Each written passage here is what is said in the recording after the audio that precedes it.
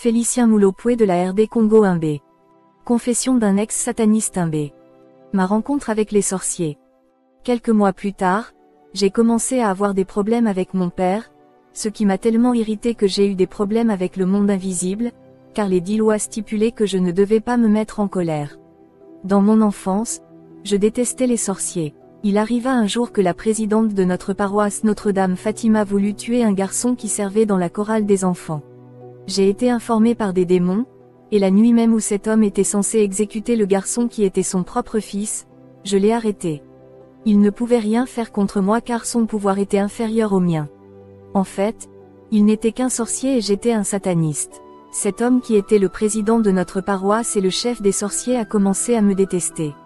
Ça en était si évident, mais les gens n'en connaissaient pas la cause. Ils ne pouvaient pas comprendre qu'il y avait un conflit nocturne entre lui et moi. Durant ma vie magique, aucun de mes parents ne soupçonnait que j'appartenais à la branche de la magie rouge, car j'étais doux et docile. Plus tard, j'ai commencé à avoir des problèmes avec mon père qui était un sorcier bien connu dans la communauté. Il avait un totem de crocodile. À la maison, nous avions un jouet qui était un avion en bambou, mais la nuit, ce jouet se transformait en un avion mystique que mon père utilisait. En fait, il y avait un aéroport mystique derrière notre maison.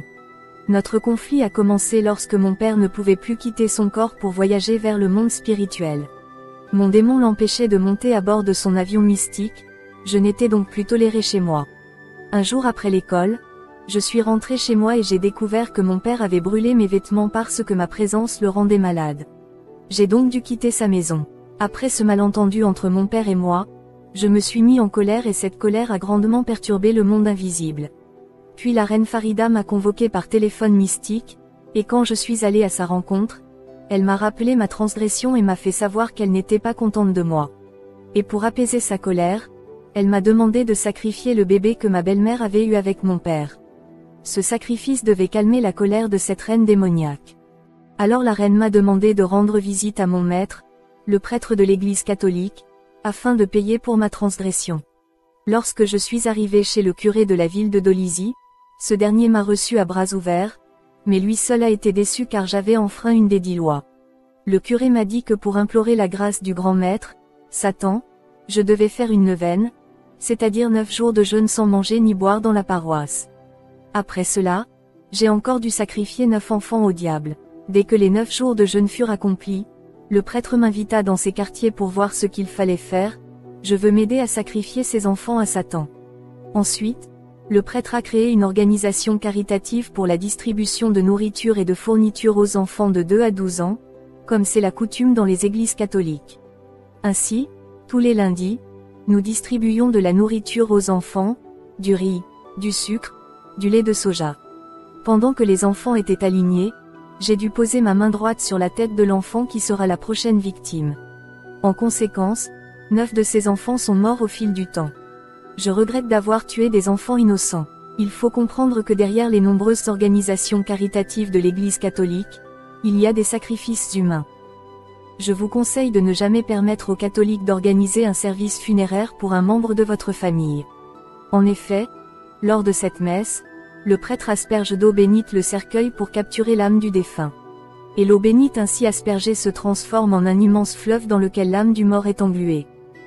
Maintenant, la question est, d'où viennent le lait, le riz et les autres produits alimentaires que nous distribuons aux enfants?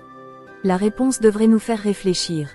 Avant la distribution de nourriture, nous nous enfermions dans une pièce qui ressemblait à un dépôt, et le curé faisait des invocations pour demander tout ce que nous allions distribuer aux enfants lundi. Suite à ces prières magiques, le toit s'est ouvert et des tonnes de nourriture et divers produits alimentaires sont descendus, comme si un groupe de travailleurs invisibles les sortait d'un avion cargo invisible, et les entassait dans la pièce qui nous servait de dépôt. Donc, ces choses viennent du monde de Satan, lui qui ne donne pas gratuitement aux humains, des sacrifices étaient donc nécessaires en retour. C'est pour ça que les enfants sont morts, alors j'ai réussi à offrir 9 âmes à la reine Farida. Nous voyons encore des prêtres catholiques faire des dons et offrir des choses dans le cadre d'actes caritatifs, mais personne ne sait d'où viennent ces choses. La charité catholique est hypocrite et dangereux, c'est une autre facette de la méchanceté. Vous devez fuir cela si vous chérissez votre vie. En acceptant ces dons et ces soi-disant dons et assistances qui viennent du monde de Satan, Vous signez sans le savoir un pacte avec Lucifer, pour lui vendre votre âme. Vous êtes désormais prévenu. Ma première participation au sommet mondial annuel des satanistes au sous-sol de l'Inde. Un jour, le curé m'a demandé de l'accompagner à la paroisse pour que je puisse l'accompagner à l'assemblée annuelle de fin d'année. C'était le 24 décembre 1985. Vers le milieu de la nuit, le curé m'a dit qu'il fallait se mettre au travail. C'était juste après la messe de Noël, à 23h. Vers minuit nous nous rendons au cimetière local de Moupé. Sachez qu'un cimetière est l'un des portails vers le monde parallèle de Satan. C'est depuis ce cimetière que nous avons pu nous rendre dans les sous-sols de l'Inde pour assister au sommet mondial annuel des satanistes. Le royaume satanique en Inde n'est pas visible à l'œil humain, c'est un domaine spirituel, c'est le siège du gouvernement mondial de Lucifer situé dans les sous-sols de l'Inde. Après invocation, le prêtre m'a demandé de retrouver la tombe d'un cadavre masculin. Une fois cela fait, il a fait une prière magique et la personne est sortie de sa tombe et j'ai pu lui parler. Ensuite, je me suis allongé dans sa tombe et nous lui avons dit de garder mon corps pendant mon voyage en Inde. Lorsque je me suis couché dans son cercueil, mon esprit est sorti de mon corps et j'ai atterri en Inde pour assister au rassemblement mondial des satanistes. Il y avait des footballeurs célèbres, des stars du cinéma et de la chanson, des dirigeants politiques bien connus, des anges déchus, des démons supérieurs et des principautés. Les nouveaux venus comme moi devaient être présentés au public, et c'est dans ce genre de rassemblement que étaient déterminés les événements majeurs qui devaient se produire dans le monde au cours de l'année à venir. Ainsi, le sort des événements politiques, sportifs et commerciaux était décidé et déterminé à l'avance. Ce rassemblement satanique a lieu chaque année du 24 au 31 décembre. Le changement de régime politique et les résultats des élections sont décidés à l'avance lors de ces réunions. Les résultats sportifs et les résultats des championnats sont également décidés et déterminés à l'avance lors de cette réunion. Des maladies qui doivent surgir sur la Terre dans différentes régions pour tourmenter les habitants de divers pays sont également programmées. Lors de ces réunions annuelles, les anges déchus et les principautés planifient les guerres et les conflits militaires qu'ils provoqueront dans différentes régions de la Terre au cours de l'année à venir. Ces principautés préparent et planifient à l'avance les accidents de la route, les crashs d'avions, ils planifient comment couler les navires, ils programment les soi-disant catastrophes naturelles qui frapperont différentes régions de la Terre, etc.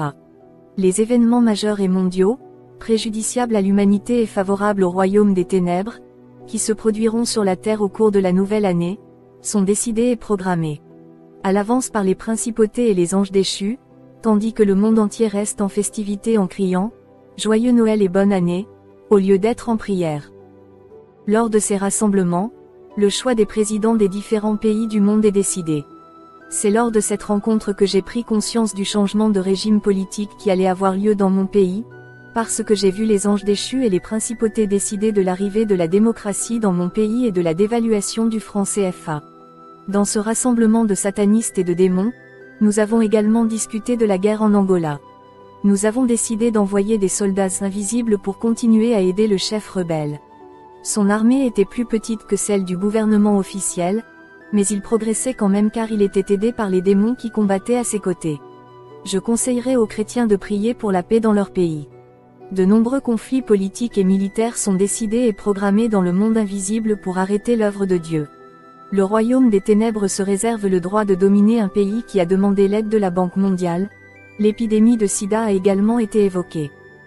Je profiterai de cette occasion pour demander aux enfants de Dieu de ne pas discuter ou débattre sur des questions liées au sport en général, et au football en particulier.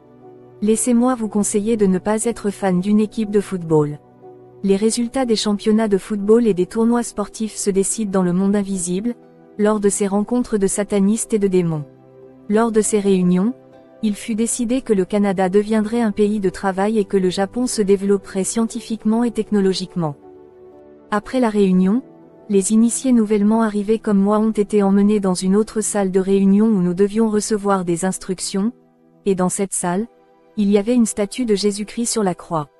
En fait, cette statue avait un corps humain et du sang rouge frais coulait de cet homme sur la croix. Je ne sais pas si c'était un homme ou un démon.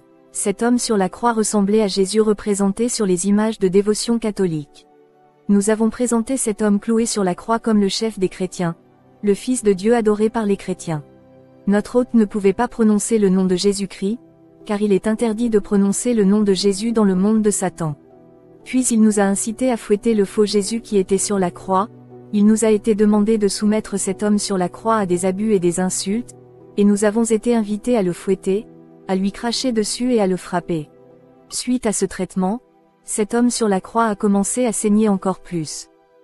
Cet acte symbolique des nouveaux initiés était un acte blasphématoire qui concrétisait le rejet de Jésus-Christ, mais l'homme qui saignait sur la croix était un démon supérieur qui avait pris l'apparence de Jésus.